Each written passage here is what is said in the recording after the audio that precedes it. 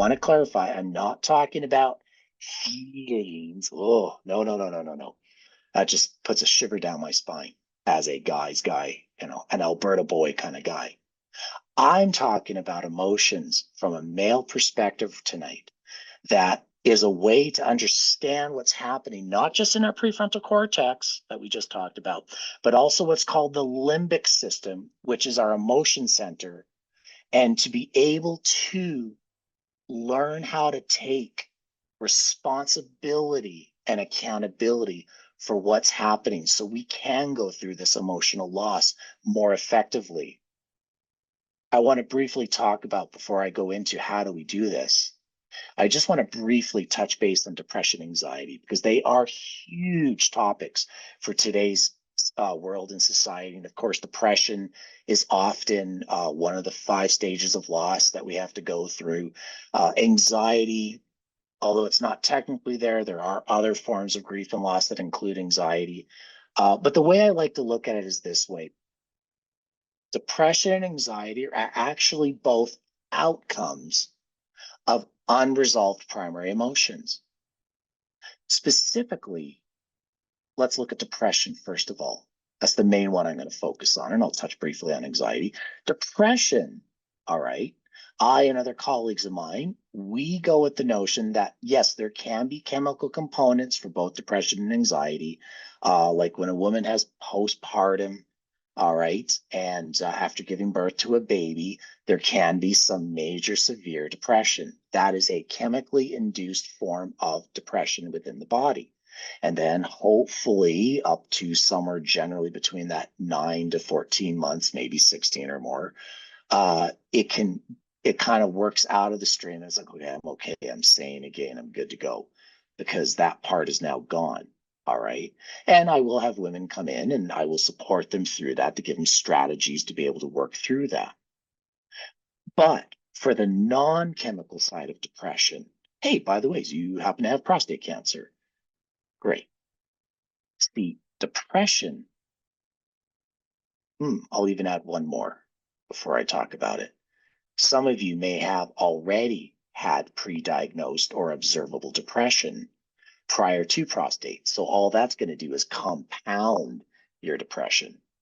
So what are we talking about, Jeremiah? Depression as an outcome is often a result of unresolved primary emotion of anger. So in some regards, when I have people who come in and go, man, I'm so depressed, I need help, what do I do? One of my first questions is, what is the unresolved anger in your life? What are you angry at? And so some of you might be just, I'm angry that I got prostate cancer. This is not fair. This sucks. Good. Be angry about it. Just be careful how the outcome of the anger is. That's a different discussion for a different day. Same thing with anxiety. If depression, the way I like to describe it, is what holds a person back from having momentum to move forward in life, anxiety is what prevents the person from being able to move forward in life, which is often an outcome of unresolved fear. So there may be past fears, there may be some present fears. Oh my gosh, I have a diagnosis.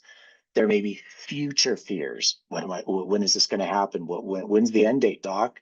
I'm sorry, we just don't know. We have an idea of maybe when it could happen, but many of them just don't and can't be specific with it. All right, because they're practicing medicine, with all due respect to the medical community. So anxiety is often that outcome of unresolved fear, which means I need to also work on my fear. So if you are an individual who is watching this, who is struggling with anxiety, one of the ways to help thrive with this prostate cancer is to be able to deal with the fear of prostate cancer in order to challenge it and to be able to move forward in it, to create momentum in your life, to do the things you want to do on a regular basis, day to day.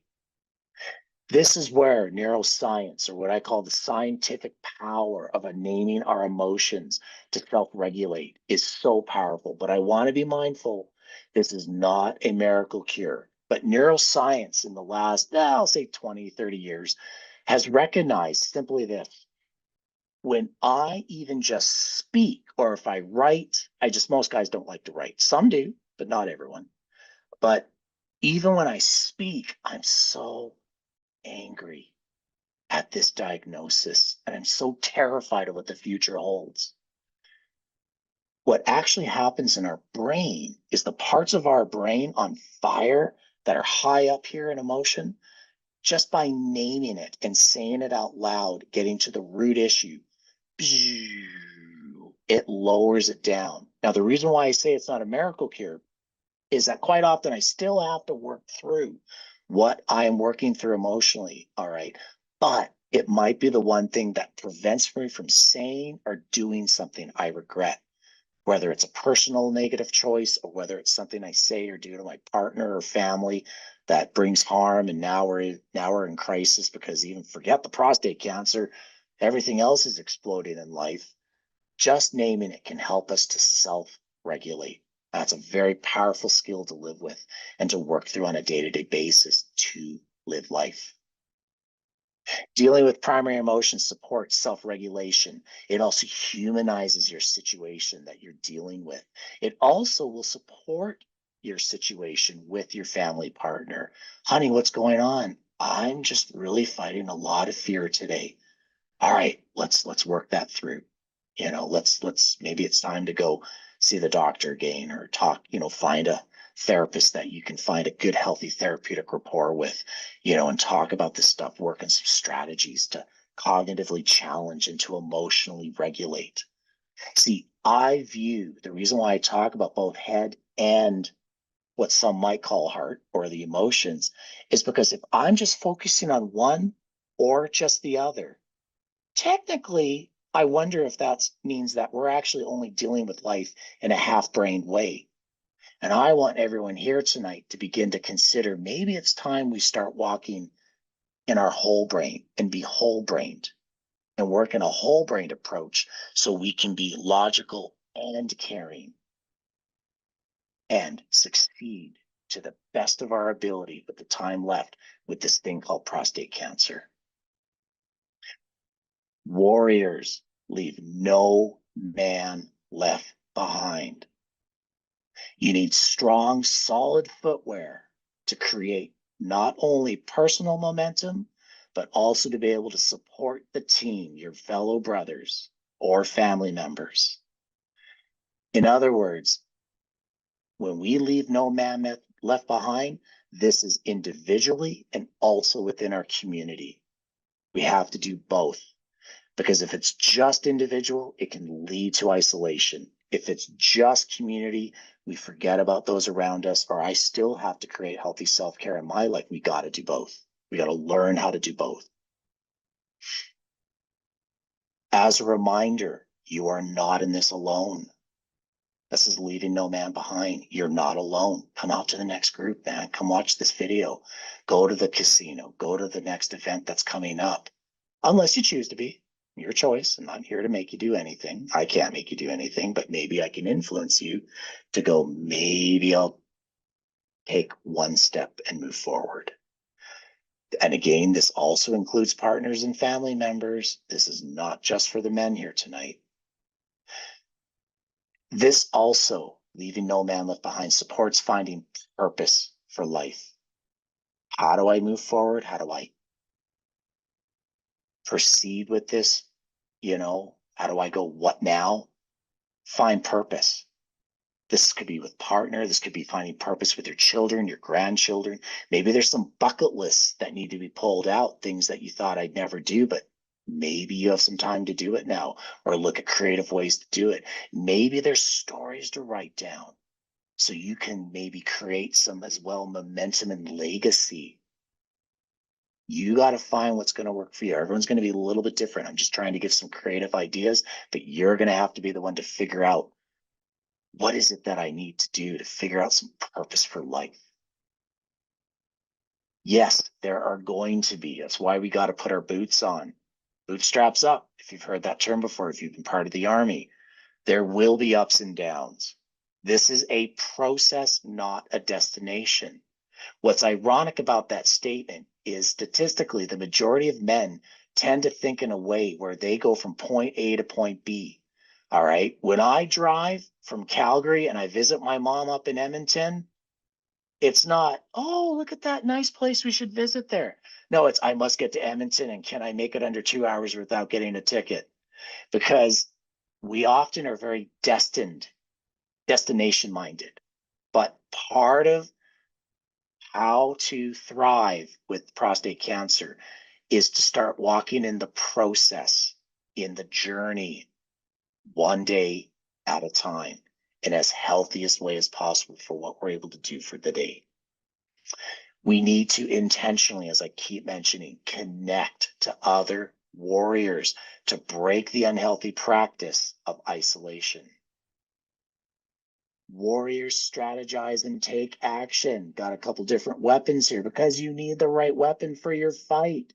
You know, we got some modern warfare. We got some modernized good old archery, bow and arrow. We got the sword. If it was Arnold Schwarzenegger, it'd be a 20mm Uzi, or however he says that. Hey, what's your plan of attack, warrior? What's the one thing tonight that I can take away with and begin to apply in my life tonight? Who, even if it's just one person, even if it's one event, who am I going to reach out to? And maybe it's, I need to start reaching out to my doctor again. Maybe I need to reach out to my partner. Maybe I need to reach out to my child, my adult child. Who am I going to reach out to? Breaking the isolation. How do I prevent this isolation thing Jeremiah keeps talking about? Am I in isolation?